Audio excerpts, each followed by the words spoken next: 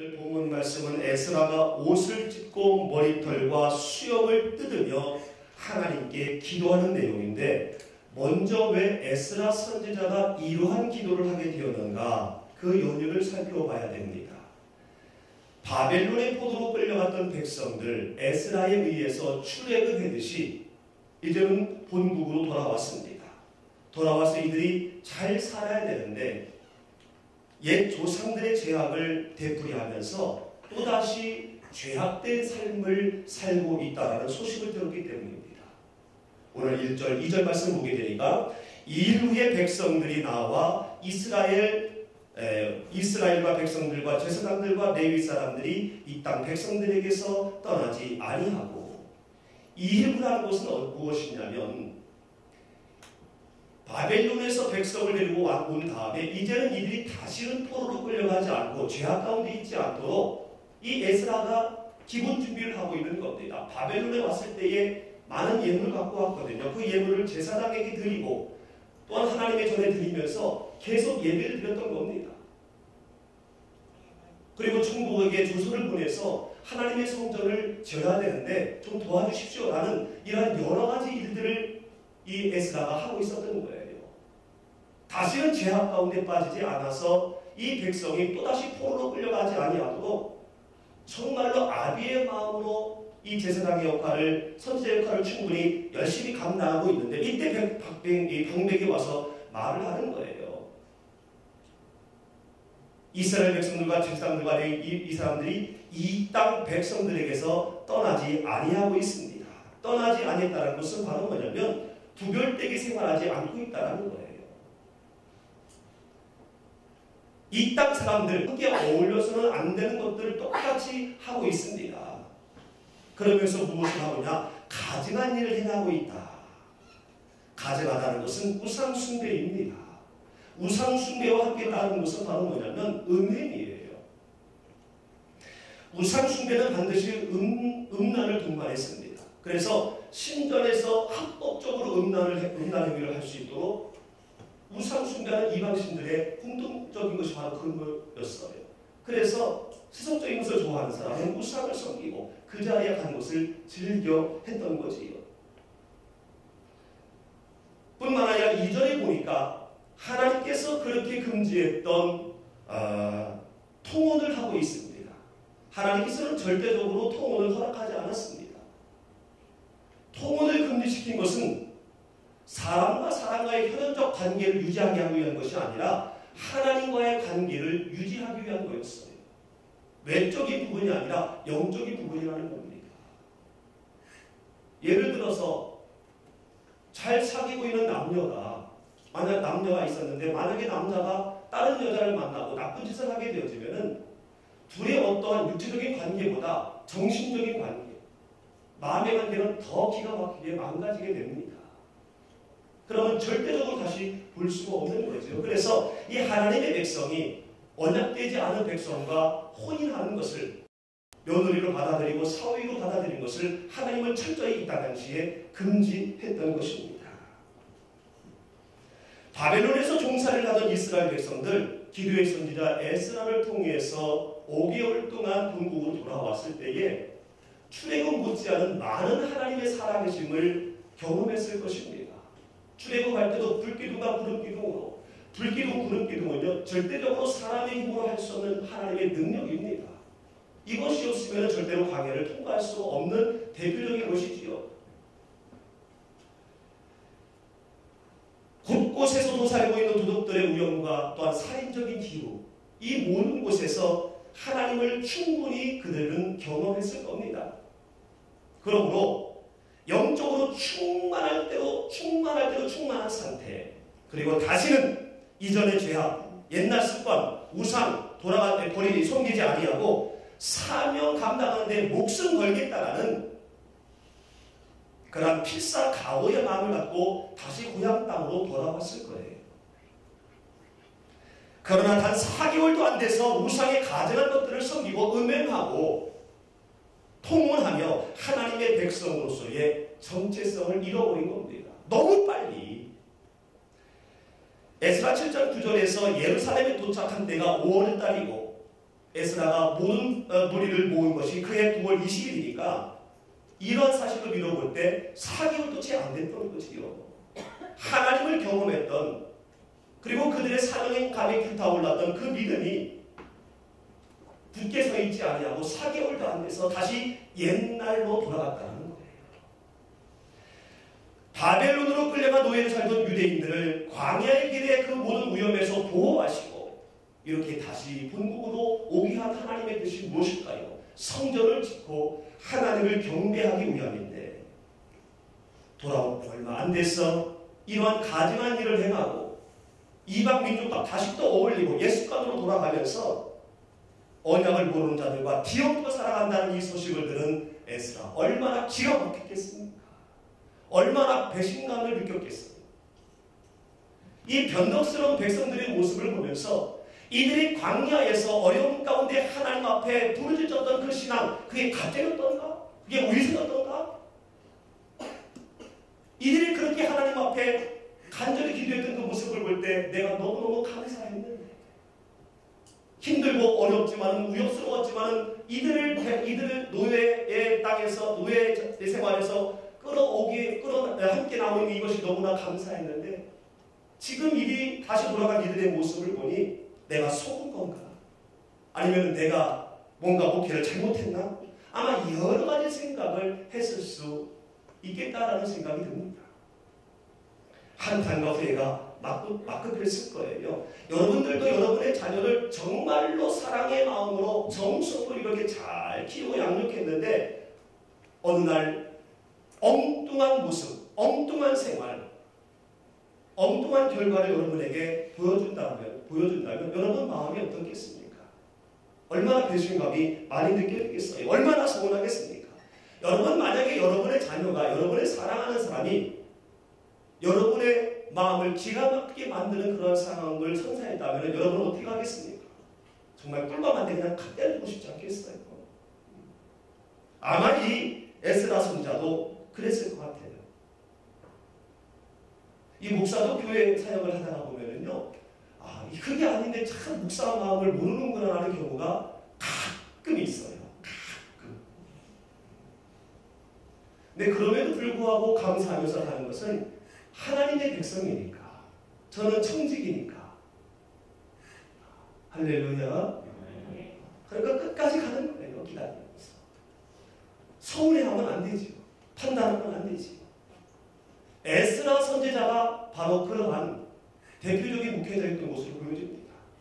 그래서 그는 정말로 서운할 법도 한데 그렇게 하지 않았다는 겁니다.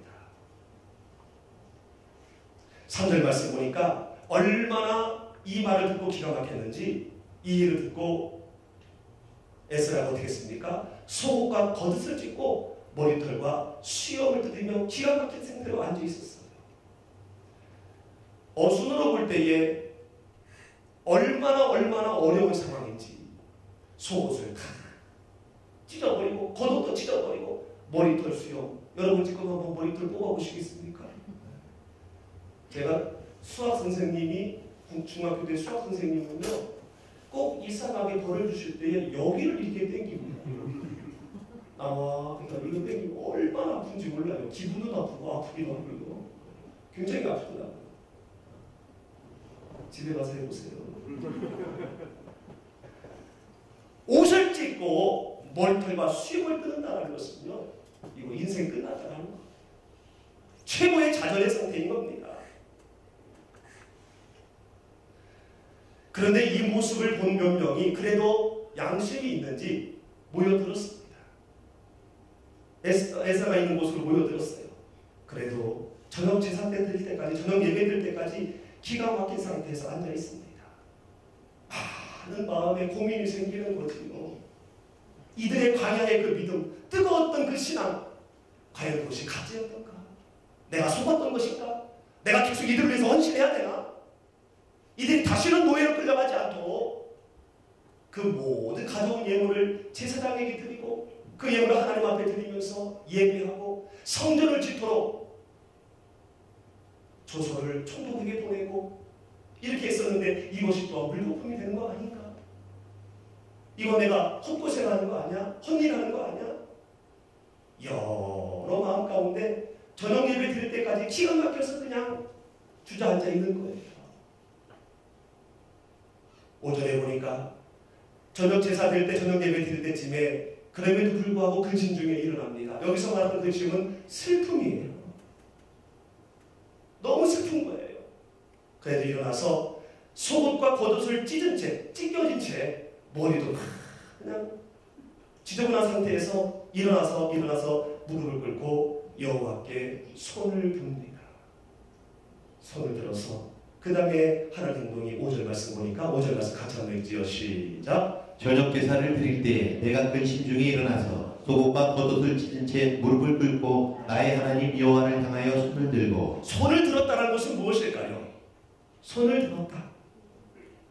손을 들어서 저들을 다시 포로로 끌려가게 하여 주시옵소서. 저들에게 배당을 내려 주시옵소서. 이렇게 하려고 손을 드는 것일까요? 그건 몰라요. 어떻게 하려고, 왜 손을 들었는지. 뭔가 기도하려고 손을 들었는데 무슨 기도로 하려고 손을 들었는지 몰라요. 근데 6절부터 분명히 기도를 하긴 하십니다. 어떤 기도를 하냐? 단계적으로 반복하여 죄를 회개하고 주신 은혜에 감사하며 또 지은 죄를 회개하고 다시 재사명 받기를 하나님 앞에 서원하는 기도를 하고 있는 것을 보게 됩니다. 지금부터 이어지는 에스라의 기도가 곧 저와 여러분의 기도가 되어야 할 줄로 믿습니다. 먼저 6절 말씀에 보면은요, 심령 고백의 기도를 하고 있는 것을 봅니다. 마치 발가 벗겨진 모습으로 숨을 데가 없어요. 더 이상 변명할 여지도 없고요. 이런 상태에서 전지하신 하나님께 모든 것들을 다 알고 계신 하나님 앞에 솔직히 막다른 굴목에서 고백하듯이 고백하고 있는 거예요. 같이 한번 읽어보겠습니다. 시작. 말하기를 나의 하나님이여 내가 부끄럽고 날이 뜨거워서 감히 나의 하나님을 향하여 얼굴을 들지 못하오니 이는 우리 죄악이 많아 정수리에 넘치고 우리 허물이 커서 하늘에 미침이니이다. 아멘. 하나님이여, 내가 너무 부끄러워서, 낯이 너무 뜨거워서 하나님께 얼굴을 들지 못하겠습니다. 차마 얼굴을 들지 못하겠습니다. 우리의 지은 죄가 정수리에 넘치고 있습니다. 흘러넘친다. 감당을 못하겠다는 얘기예요. 너무 죄가 많아서. 뿐만 아니라 우리의 허물이 너무 커서 하늘에 닿아. 죄가 얼마나 크면 얼마나 커봐도 얼마나 크겠습니까? 그런데 표현을 하늘에 미쳤다. 창세기 6장 4절에 하나님께서 이 땅의 모든 죄악을 더 이상 관망할 수가 없으셔서 노아를 통하여 이제는 노아 시대 때 물로 심판을 하십니다. 이때 표현한 것이 바로 뭐냐면 죄가 관영했다. 죄가 하늘에 닿았다. 지금 에스라의 기도는 온 세계를 멸망시키고자 작성하셨던 그 하나님의 진노가 임할까? 지금 너무너무 노심초사하면서 하나님 앞에 신경 고백을 하고 있는 거예요. 솔직하게 모든 것들을 다 토로하고 있는 겁니다. 하나님은요, 하나님의 백성이 죄를 지으면 반드시 매를 드십니다. 왜냐하면 사랑하기 때문에. 그렇기 때문에 우리는 하나님의 진노 아래 들어가지 않는 것이, 그것이 믿음 위에 바로 서 있는 모습인 줄로 믿습니다. 여러분, 자녀가 잘못하면 매를 대지 않습니다. 저도 우리 아이들, 여자아이들이지만 매를 댄 적이 있습니다. 엉덩이를 때렸습니다. 왜냐하면 심리학에서도요, 좌절감의 경험은 훌륭한 교육이라는 말이 있습니다. 이걸 하면 안 되는구나라는 것을 매를 통해서 좌절감을 느낍니다. 그러면 이거는 해서는 안 되는구나. 교육이 되어서 절대적으로 그 일을 하지 않게 되지. 단점이 장점이 되지. 하나님은 진노하기를 원치 않으시기 때문에 진노 가운데 들어오게 되면요, 매를 대실 수밖에 없어요. 사랑하니까. 그런데 오늘 6절에 이 에스라가 기도하는 모습 가운데 특이한 점이 있습니다. 아무리 봐도 에스라는 죄를 지은 적이 없어요. 백성들의 안위를 위해서 그렇게 애쓰고 노력한 것밖에 없거든요. 근데 나의 하나님, 내가 부끄럽습니다. 우리 죄악이 많습니다. 우리 허물이 너무 큽니다. 마치 자기가 죄를 지은 것처럼 몸둘바를 물리면서 기도하고 있는 것을 보게 됩니다. 여러분, 이 에스라의 기도가 바로 저와 여러분의 기도가 되어야 할 줄로 믿습니다. 공동체 기도, 내 가족을 위해서, 내 이웃을 위해서, 특별히 우리 사랑하는 주님의 영광교회 성도들을 위해서 우리가 기도해야 된다는 거예요. 한 성도님의 죄가 나의 죄가 될 수 있다. 한 성도님의 죄로 말미암아 나도 멸망할 수 있다는 그러한 마음으로, 부끄러운 마음으로, 낯이 뜨거운 모습으로 하나님 앞에 기도하는, 그것이 바로 성숙한 기도인 줄로 믿습니다. 에스라는요, 이러한 훌륭한 기도자였어요. 죄가 없었지만은 그러나 백성의 죄가 바로 나의 죄라는 그런 마음을 갖고 통회를 했습니다. 그러면서 7절에 이들의 반복되는 죄, 잘못된 유전, 이것을 안타까워하면서 하나님 앞에 말씀합니다. 우리 조상들의 때로부터 오늘까지 죄가 참 많았는데 이 조상들의 죄로 말미암아 어찌 됐냐면요, 하나님이 하신 거지요. 우리 왕들과 제사장들과 모든 사람들이 다 칼에 죽었고 노략질 당했고 하나님을 부끄럽게 했는데 오늘 또 이렇게 하고 있습니다. 너무 죄송합니다. 하나님, 너무 죄송합니다.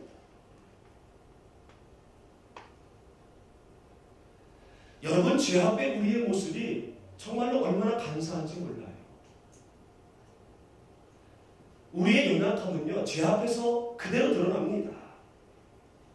사랑하는 성도 여러분, 믿음의 유산을 잘 물려주시기를 주님의 이름으로 축원합니다. 정말로 중요합니다. 조상의 죄가 후손의 죄로 그대로 이어지고 있는 것을 보게 되죠. 그러므로 죄는요, 물론 우리가 죄성이 있기 때문에 우리는 죄를 짓는데 아주 전문가입니다. 배우지 않았는데도 참 죄를 잘 지어요. 그런데 대부분이 내가 경험을 했거나 죄 지은 것을 본 거 있지요. 학습됐거나 이러한 것을 행한다는 거예요. 우리의 죄성이 있지만은 죄성으로 드러나는 것보다 내가 어떤 연유로 인해서 한번 죄를 지었고 그리고 누가 죄를 지은 걸 봤어요. 그거를 내가 한다는 거예요. 반복되는 죄. 알면서도 죄를 짓게 되는 경우가 허다하다는 거예요. 이게 바로 우리의 연약함이고 이게 바로 죄의 능력입니다. 고범죄가 있죠. 고범죄. 고범죄는 일부러 짓는 죄, 고의로 저지르는 죄, 알면서도 짓는 죄, 나쁜 일인 줄 알면서도 행하는 죄, 이러한 죄를 하나님을 대항하는 죄라고 얘기하고 있습니다. 여러분, 우리는 고범죄에 대해서 영적인 전쟁을 선포해야 될 줄로 믿습니다. 알면서도 말하고 알면서도 행하고 알면서도 그것을 가고, 이게 얼마나 큰 죄인지, 얼마나 무서운 죄인지, 왜 이렇게 지금 에스라가 조상이 지었던 죄, 그리고 자기 행했던 죄를 또 짓는, 오늘도 똑같은 죄를 짓는 거에 대해서 이렇게 하나님 앞에 말씀을 드리고 있는 그 이유, 바로 고범죄가 얼마나 무서운 건가를 말씀하기 위해서입니다. 여러분, 반복되는 죄는요, 주님께서도 금지를 하고 있습니다. 요한복음 8장 11절에 가늠하다 잡힌 여인 왔을 때에 다 돌아간 다음에 여인에게 말합니다. 누가 너를 정죄하는 자가 있느냐? 없습니다. 주님께서 말씀하시기를 네 죄가 사해졌느냐? 나도 너를 정죄하지 않겠다. 이런 말씀을 하기 이전에 그 마지막 말씀이 뭐냐면 다시는 죄를 짓지 말아라. 포인트는 그거입니다. 다시는 죄를 짓지 말아라. 고범죄 짓지 말아라. 반복되는 죄 짓지 말아라. 하면서 그를 정죄하지 않으십니다. 왜냐하면 이 고범죄를 범하게 되면요, 하나님과 끊어지고 이웃과도 끊어집니다. 그리고 십자가의 주님을 못 박는 행위가 되는 거예요. 그래서 우리는 나의 죄가 생각나게 하여 주시옵소서. 그리고 생각나면요 그 죄를 적으세요. 그래서 9번째 반복되는 죄를 범치 않도록 우리는 애써야 할 줄로 믿습니다. 구약시대의 고음죄를 보게 되면요 민수기 15장 30절 31절 말씀에서 이렇게 말씀합니다. 같이 한번 읽어보지요. 시작. 본토 소생이든지 타국인이든지 무릇짐짓 무엇을 행하면 여호와를 해방하는 자니 그 백성 중에서 끊쳐질 것이라. 그런 사람은 여호와의 말씀을 멸시하고 그 명령을 파괴하였은즉 그 죄악이 자기에게로 돌아와서 완전히 끊쳐지리라. 아멘. 무릇짐짓 무엇을 행한다는 것은 이거는 쉬운 성경에서 보니까 일부러 알면서 죄를 지은 사람이라고 해석을 하고 있습니다. 어디에서든지 간에 예배드릴 때이든지 예배드리지 않을 때인지 어디든지 간에 알면서 죄를 지으면 여호와를 해방하는 자이기 때문에 일단은 관계를 끊어버리겠다라는 거예요. 서로 간의 관계를 끊고 그리고 여호와를 멸시하고 명령을 파괴한 것이기 때문에 그 죄가 너에게 다시 돌아가서 온전히 끊어지리라. 하나님과도 끊어진다. 안 보겠다라는 겁니다. 안 보겠다라는 거예요. 왜냐면요 이 고범죄를 범하면 특별히 우리 믿는 자들이 지도자들이 고범죄를 범하면 그걸 보고 상처받는 사람들이 많아요. 하나님을 잃어버리는 자들이 많기 때문에 그렇다는 거예요. 그래서 기도하면서 저는 오늘 우리 지도자들에게 문자를 좀 바꾸겠습니다. 우리 지도자들께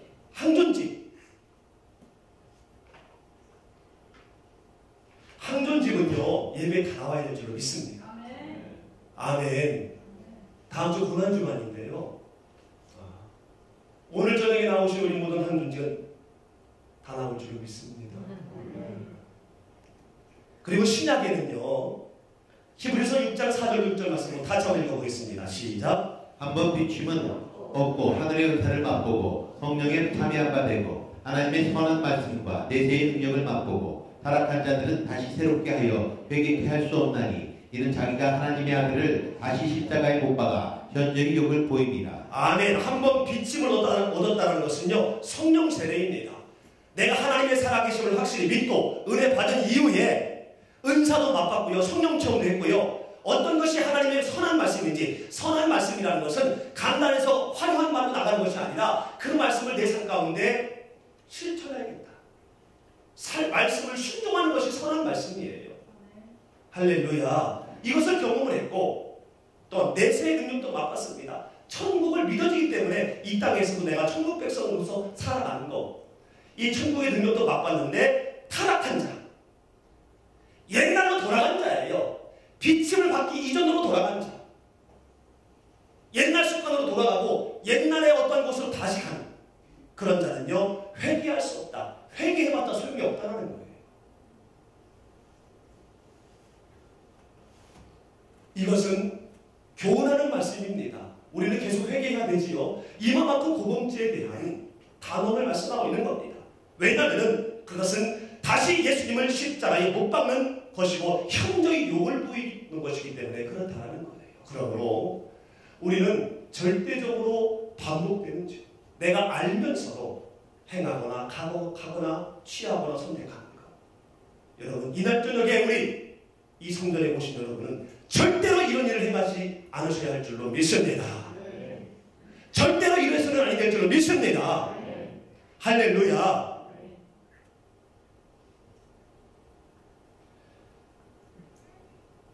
내가 은혜 받기 전에 성령 받기 전의 모습으로 돌아가지 않도록 철저히 내 자신의 파수꾼을 쌓아야 돼요. 할렐루야. 에스라는 걱정이 되었습니다. 죄를 범해서는 안 될 사람이 하나님의 은혜를 맛보고서 또다시 우상 숭배하고 하나님의 명령을 어기면 어떻게 되는지 뻔히 알고 있기 때문에 걱정스러웠던 거예요. 그러면서 그래도 그 말씀에 하나님 말씀을 두려워해서 모인 그들을 듣기 위해서 하는 말씀인지 아니면은 하나님은 원래 사랑의 하나님이시니까 진노를 받아야 될 상태이긴 하지만은 한 번만 용서해 주십시오. 나는 그러한 기도자의 간청인지 주님께서 주신 은혜를 하나님 앞에 기도로 고백하고 있는 것을 봅니다. 8절 말씀 보게 되면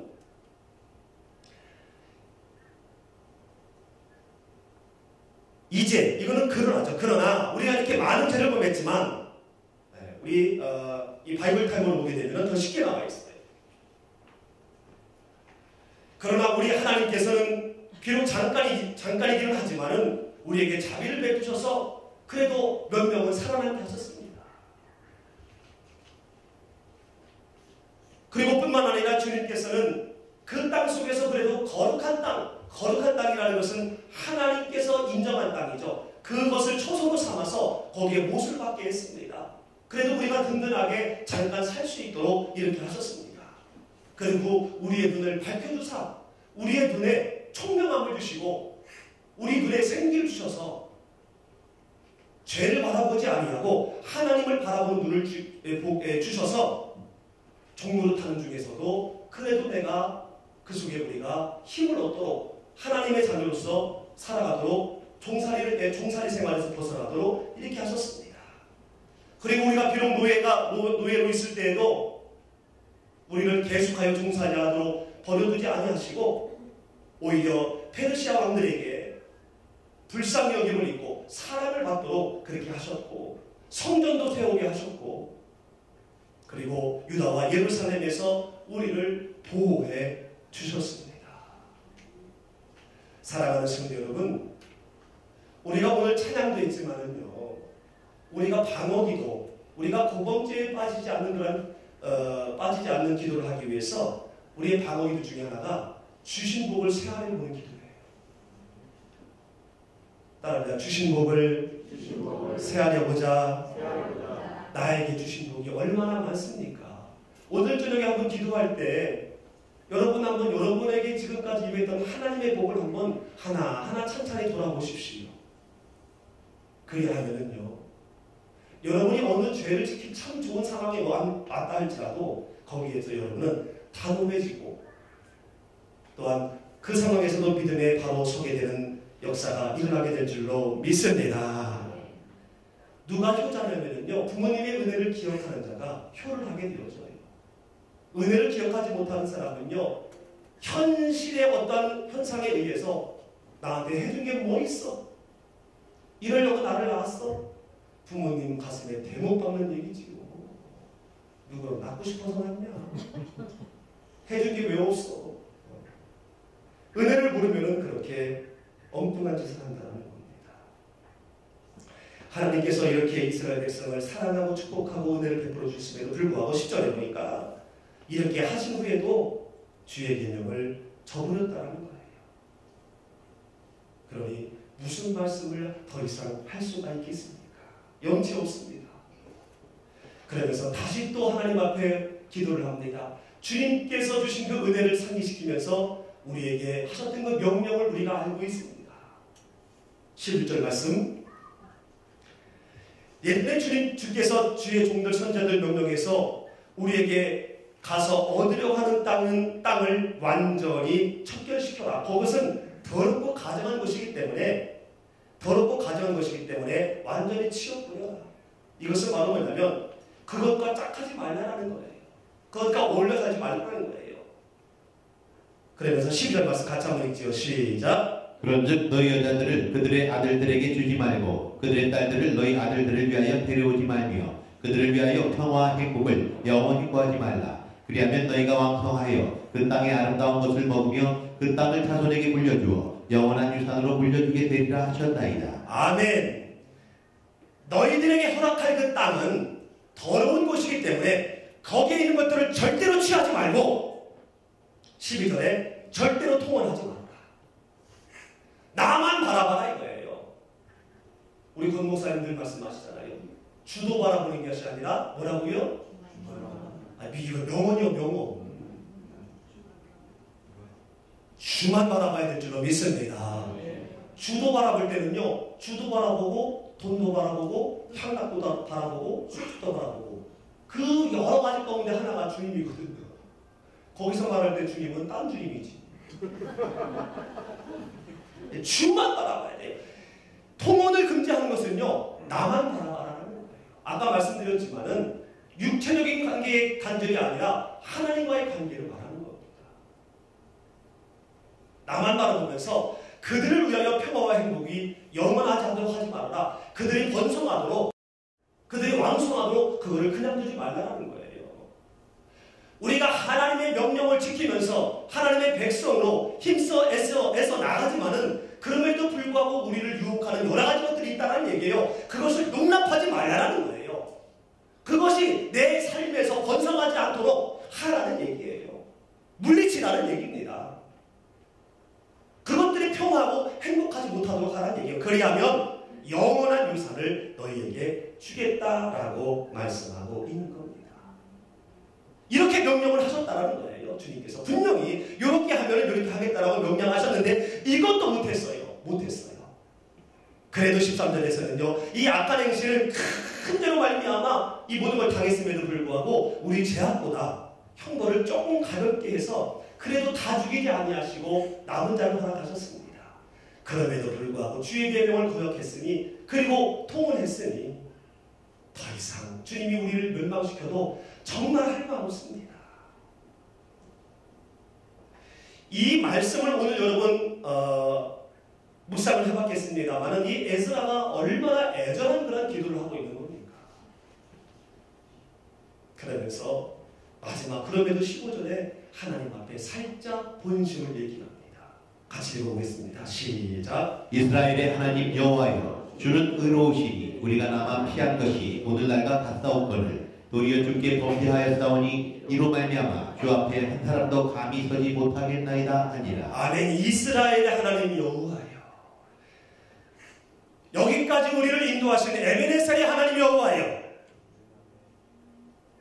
진노 가운데 다시 구원을 베풀어 주시고 제사명을 주신 에베네셀의 여호와여, 의로운 분 아닙니까?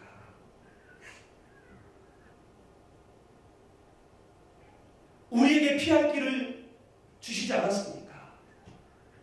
그럼에도 범죄했습니다. 자백하는 거예요. 그래서 감히 서지 못하겠지만 더 기회를 주십시오. 이 사랑하는 백성 멸망시키지 말고 다시 사명 주셔서 하나님의 징조 가운데 임하지 않도록 하나님 축복하옵소서. 죄가 있지만 그전같이 좀 죄를 가볍게 하셔서 다 진멸하지 마시고 남는 자가 있게 하여 주옵소서. 나는 간절한 기도를 하고 있는 모습을 봅니다. 사랑하는 성도 여러분, 오늘 이 에스라의 기도를 보면서 여러분은 무엇을 보았고 무엇을 들었습니까?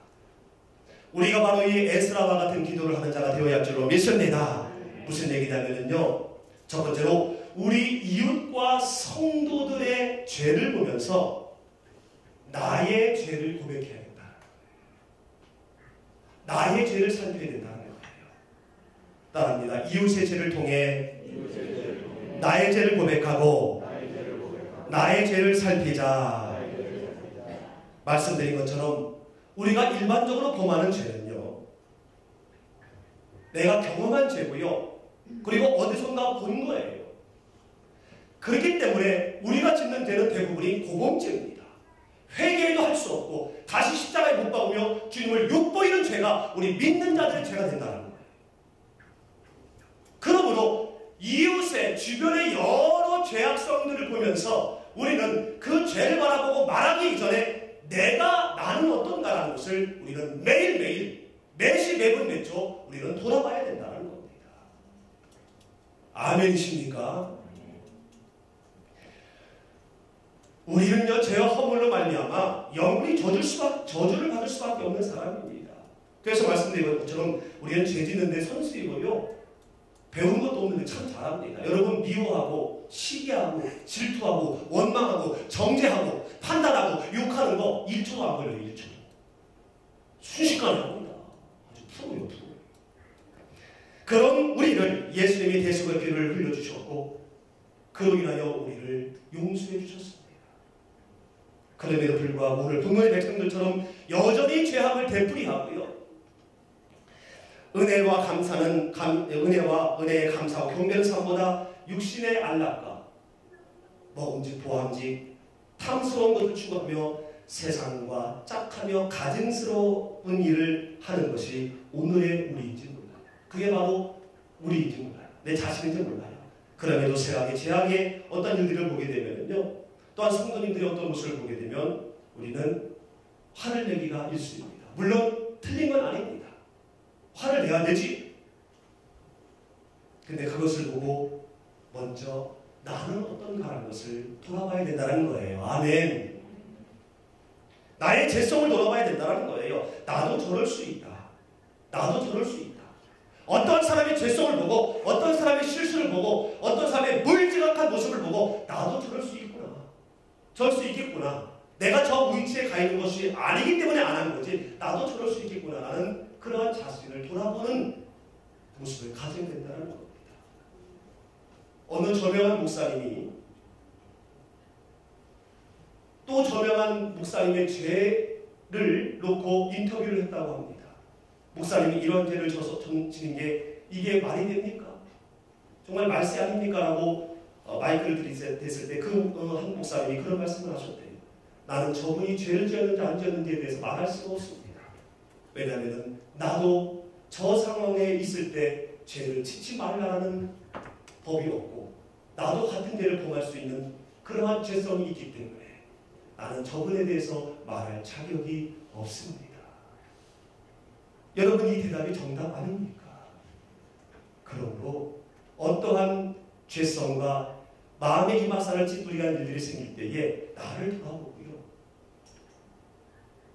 내 마음의 채찍을 가하며 내 자신을 하나님 앞에 고백해야 됩니다. 그럴 때 그 다음에 근본적인 기도를 할 수가 있는 거예요. 뭐냐면 두 번째는요, 이웃과 성도의 죄가 있을 때 그를 위해서 간절히 기도해야 됩니다. 통회해야 돼요. 내가 지은 것처럼, 내가 그 죄를 짓고 내가 그런 실수를 한 것처럼 오늘 에스라 같이 통회해야 된다는 거예요. 할렐루야. 여러분, 여러분의 가정의 식구가 어떤 어려움이 생기면 어떻습니까? 여러분의 자녀가 어떤 어려움이 생기면 어떻습니까? 그 자녀의 어려움이 내 어려움이잖아요. 자녀의 어려움보다 내 어려움이 더 크게 느껴지잖아요, 고통이. 그 마음으로 우리 성도 간에서도 이러한 기도가 이루어져야 된다는 거예요. 이게 아름다운 교회라는 겁니다.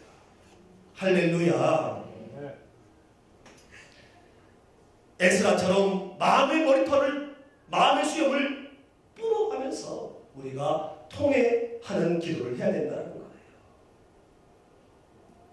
왜 이래 되냐면요, 우리는 예수 그리스도의 이름으로 한 가족이 되었고요, 우리는 십자가의 보혈로 한 덩어리가 되었기 때문에 그렇습니다. 따라합니다. 한 덩어리, 한 덩어리, 한 덩어리가 고기 덩어리, 한 덩어리. 우리는 이전에 누룩이 있는 자로서 하나가 될 수 없는 사이였습니다. 다 각각이었어요. 누룩이라는 것은 죄지요, 죄.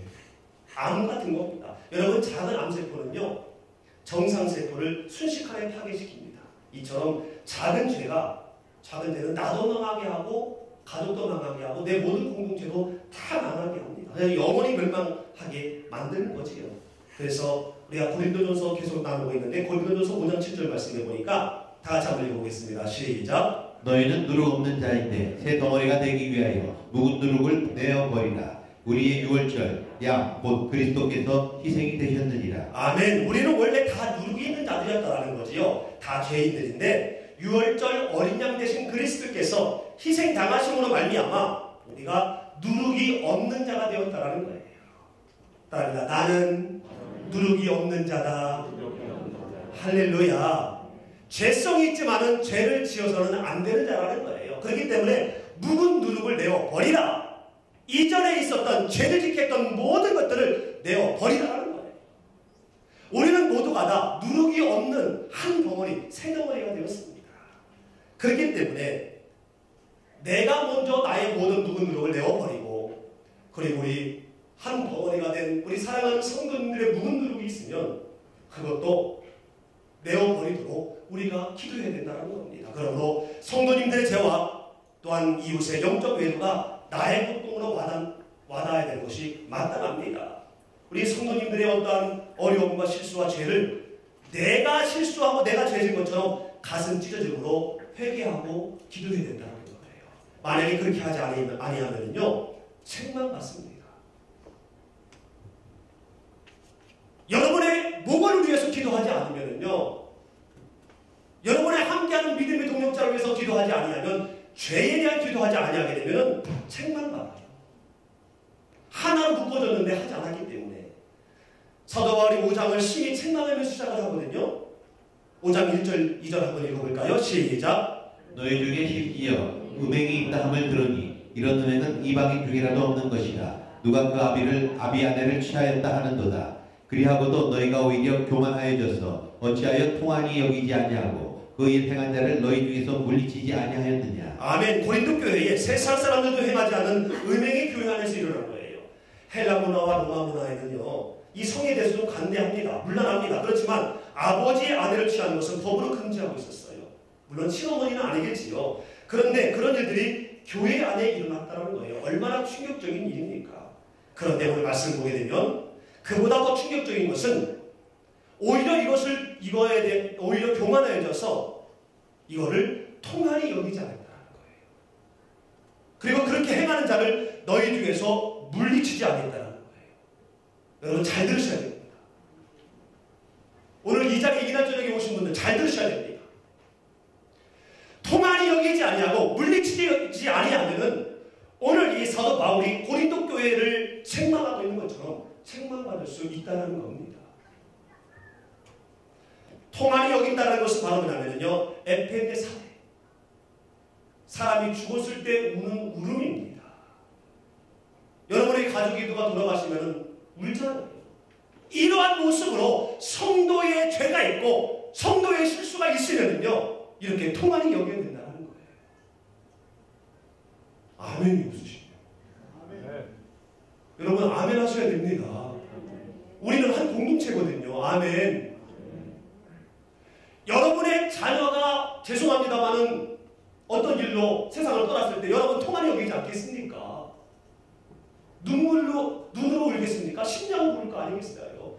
이렇게 우리 성도님들의 어떠한 죄나 또 옛날로 돌아가는 거라고 우리들이 있으면 통한이 여겨야 된다는 거예요. 아멘. 그리고 물리쳐야 된다는 겁니다. 오늘 아침에 우리 교육자회에서도 이걸 나눴습니다만 고린도 교회에서 물리쳐라, 제거하라, 이거를 우리가 잘 해석을 해야 됩니다. 물론 이 고린도전서 5장을 중심으로 해서 한국 교회는 특별히 교회법이 있습니다. 출교법이 있습니다. 그래서 이단이나 교회 물기를 잃은 사람은 교회에서 출교를 시킬 법이 있습니다. 우리 성결교단도 분명히 있어요. 그러면 다중교단으로 가야 됩니다. 누룩이기 때문에. 그런데 성경에서 말하는 물리침은 아니라고 봅니다. 왜냐하면요, 한 영혼이 천하보다 귀하기 때문에. 그래서 여기서 물리친다는 그 표현을 제가 영어는 잘 못하지만 영어 성경으로 여기서 보니까 put out이라고 되어 있습니다. put out. put out는 for somebody. for somebody. 이거는 동침하다는 뜻이에요. 이불을 함께 덮다. 우리 성도님 가운데 죄를 짓고 또다시 옛날의 습관으로 돌아가서 성령 충만 받았고 내세 기쁨도 있음에도 불구하고 다시 타락한 모습이 있으면요, 그를 물리치라는 거예요. 어떻게 해요? 함께 내 아내와 동침하듯이 그를 끌어안으라는 거예요. 아멘. 여러분, 여러분의 아내가 바람났으면 가만 두겠습니까? 여러분의 남편이 바람났으면 가만히 두겠어요? 그냥 멀쩡히 구경하겠습니까? 한번 여러분 생각해보세요. 기가 막힌 일 아닙니까, 여러분? 어떻게 해서라도 다시 방으로 들어오게 하지 않겠습니까? 누구를 위해서? 자녀를 위해서, 가족을 위해서, 그 사람을 위해서, 나를 위해서. 이처럼 우리 사랑하는 성도님들 가운데 죄가 있을 때 물친다는 것은 그 속에는 악한 것들이 떠나가고 잘못된 기준이 떠나가고 함께 이불을 덮을 수 있도록 믿음의 무리 안에서 천국을 바라보며 내세의 기쁨 가운데 하나님께 영광을 돌리는 그러한 신앙생활을 함께 할 수 있도록 해야 된다는 겁니다. 불구경하지 말고요. 할렐루야. 특별히 우리가 성전 이전하는 그 즈음에 있는데요. 여러분 정말 서로서로를 위해서 기도해야 될 줄로 믿습니다. 절대로 평가하지 말고요. 어느 일에 대해서 두 사람 생각을 보여서 말하지 말고요. 엄청난 주의입니다. 그를 위해서 끌어안으시기를 주님의 이름으로 축원합니다. 그래서 제가 예배 전에도 그 말씀드렸습니다만은 긍정적인 얘기만 제가 들으려고 해요. 그래서 어떠한 부정적인 얘기는 저한테 얘기 안 했으면 좋겠습니다. 부정적인 얘기를 들으면요, 인간인지라 그것에 신경이 쓰여서 정말 돌볼 사람을 못 돌볼 수 있어요. 주어진 양에게 최선을 다하려면요, 엉뚱한 것에 에너지 소비하면 안 되잖아요. 주님 언제 오실지 모르는데 제가 언제 있다가 떠날지 모르는데. 이 사명은 저의 사명뿐만 아니라 우리 모든 성도님들의 사명인 줄로 믿습니다. 그래서 이간절에 나오신 분들은요, 모든 사람을 물리치시기를 주님의 이름으로 축원합니다. 끊어 안으시기를 주님의 이름으로 축원합니다. 여러분의 신앙의 이불에 끌어들여서 함께 덮으심으로 말미암아 여러분을 통해서 그의 입술이 정화되어지고 그의 마음이 정화되어지고 그의 습관이 바뀌게 되어지고 그의 생각이 하나님의 자녀로서의 합당한 생각을 하게 하는 자로 만들게 되어지는 귀한 역사가 일어나게 되기를 주님의 이름으로 축원합니다.